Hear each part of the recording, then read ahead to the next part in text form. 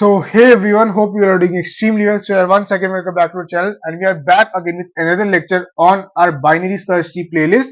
और आज हम एक नया कंसेप्ट सीख रहे होंगे जो कि है floor in a binary search tree.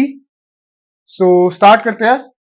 तो सबसे पहले तुमको फ्लोर से समझ के आ रहा है, floor in a binary search tree. इस टॉपिक से तुम इन्फ्लुएंस क्या ले पा रहे हो? तो देखो यार, मैं बताता हूँ. देखो, फ्लोर का मतलब क्या होता है. हमको क्या फाइंड आउट करना है? हमको ऐसी वैल्यू फाइंड आउट करनी है विच इज, क्या बोल सकता हूं मैं, we have to find greatest value which is smaller और equal to the given key element.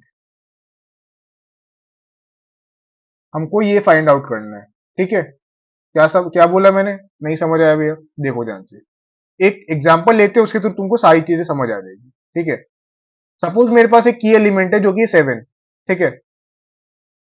अब स्टेप वन क्या होगा? स्टेप वन मेरी सर्चिंग रहने वाली है. ठीक है. कि मेरे को फाइंड आउट करना है कि यार जो की एलिमेंट है क्या वो मेरे बाइनरी सर्च ट्री के अंदर एग्जिस्ट कर रहा है कि नहीं एग्जिस्ट कर रहा. ठीक है. अगर एग्जिस्ट कर रहा होगा तो वही मेरा फ्लोर वैल्यू है. लेकिन अगर वो एग्जिस्ट नहीं कर रहा, देन देन उससे जो ग्रेटेस्ट वैल्यू है, जो कि उससे जस्ट छोटी है, वो मेरी फ्लोर वैल्यू है.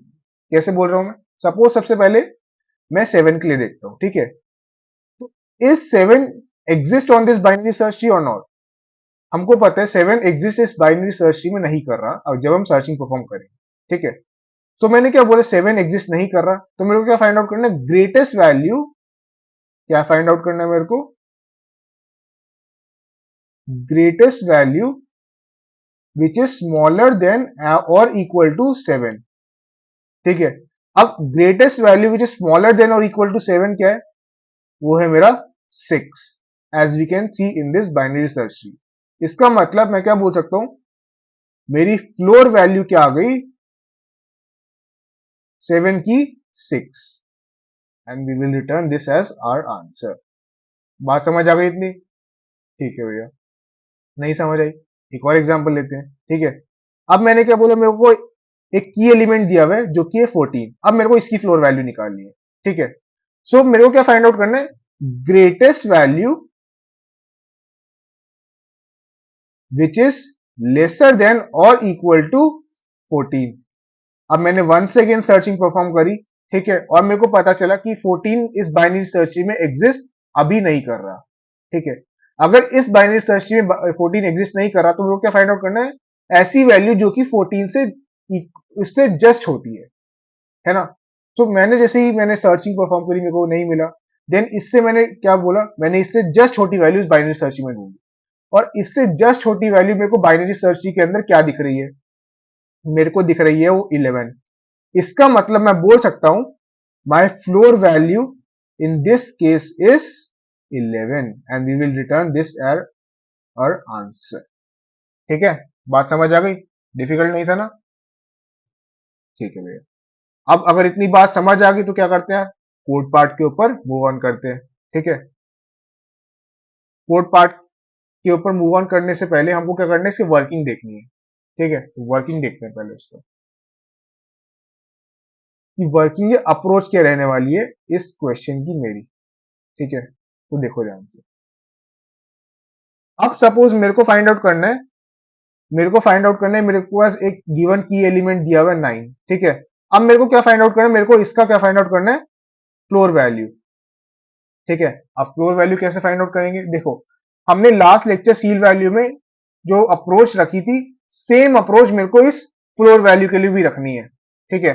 अब वो कैसे करेंगे? देखो, उसके अंदर सबसे पहले हमने वन सेकेंड सर्चिंग परफॉर्म करी थी, है ना. लेकिन उसके लिए मैंने क्या करा था? मैंने एक पॉइंटर लिया था जो कि था, मेरे पास कौन सा पॉइंटर था? एक मैंने पॉइंटर लिया था जिसको मैंने इनिशियलाइज कर दिया था -1. तुम कोई भी वैल्यू से इनिशियलाइज कर सकते हो. We are initialising this for just for reference. ठीक है. मैंने इसको इनिशियलाइज करा और अभी मेरा पॉइंटर यहां पर है P. ठीक है. फर्स्ट स्टेप क्या रहने वाला है? कि मैं इन दोनों को कंपेयर करूंगा, जो गिवन की एलिमेंट है और अभी जो मेरा नोड है. ठीक है. मैंने बोला, is this node equal to a given key element? We will say no, this is not equal to the given key element. But it is greater than our given key element.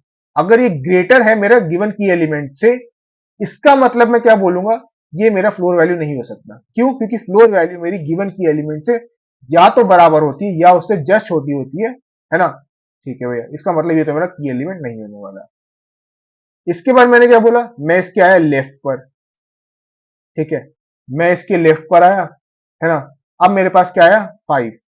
अब मैंने बोला 5 is 5 equal to our given key element or not? We will say no, this is not equal to our given key element, but it is smaller than our given key element, है ना। 5 मेरा 9 से छोटा है, इसका मतलब this could be our key element या फिर floor value. This could be our given possible floor value, है ना। इसका मतलब 5 मेरी फ्लोर वैल्यू हो सकती है, और मैं क्या करूंगा, अपना पॉइंटर यहां से इनिशियलाइज करूंगा, मतलब इंक्रीमेंट करूंगा 5 पर, और अभी मेरा पॉइंटर यहां पर था।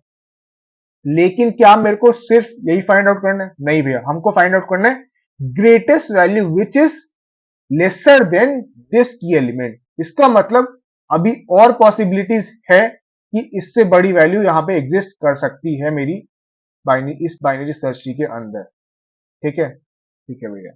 अब देखो, अब मैं बाइनरी सर्च ट्री आया, मेरे को 5 से बड़ी वैल्यू, कोई भी पॉसिबल वैल्यू फाइंड आउट करनी है। अब इससे बड़ी वैल्यू इस बाइनरी सर्च ट्री के अंदर अभी कौन सी एग्जिस्ट कर रही है? अभी एग्जिस्ट कर रही है 6, जो कि कहां पर है, इसके राइट साइड में। इसका मतलब मैं राइट साइड में जाऊंगा इसके। ठीक है, पॉइंटर में यहां पे लाया पी पर। ठीक है, and now we will compare this with our key element. Is 6 equal to our given key element or not? We will say no, this is not equal to our given key element, but it is lesser than our given key element. If it is lesser, which means this could be our possible answer and could be our possible floor value, है ना। ठीक है भैया, इसका मतलब यही मेरी क्या हो सकती है, possible floor value. And now we will increment this to 6। ठीक है भैया, बट क्या अभी भी अपन सर्चिंग स्टॉप करेंगे? नहीं, अभी भी अपन सर्चिंग कंटिन्यू करेंगे। ठीक है, मैंने इसके लेफ्ट में देखा, लेफ्ट में मेरे को क्या मिला, नल। राइट में देखा, राइट में भी नल मिला। ठीक है, इसका मतलब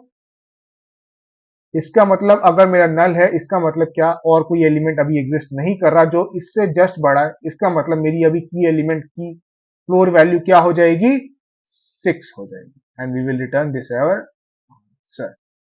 आई होप इतनी बातें सारी क्लियर हो गई होंगी, अपन कैसे अप्रोच कर रहे हैं, एक एक चीज तुमको समझ आ गई। ठीक है भैया।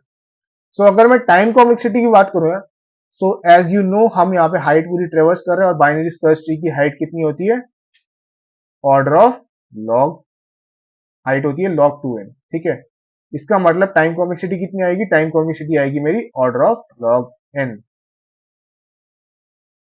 आई होप तुमको बातें सारी समझ आ गई होंगी, काफी आसान सा था, है ना।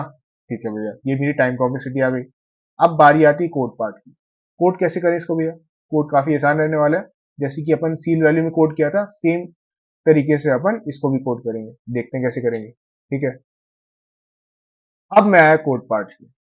काफी आसान रहने वाले, कुछ दिक्कत नहीं होने वाली। ठीक है, मैंने क्या बोला, मैंने एक इनिशियलाइज करा पॉइंटर -1। ठीक है, -1 क्यों किया, तुम कुछ भी कर सकते हो, जस्ट फॉर रेफरेंस लिया था हमने। ठीक है, अगर गिवन की एलिमेंट था मेरा, वो किसके हो गया, मतलब मैं बोल रहा हूँ, अगर जो मेरा की एलिमेंट था वो मेरा रूट ही हो गया, मतलब मेरा जो रूट था, मेरे को सर्चिंग परफॉर्म जरूरत नहीं पड़ी, और मेरे को रूट पे ही अपना गिवन की एलिमेंट मिल गया। इसका मतलब वही मेरा क्या हो जाएगा, floor value, and then we will return this our answer.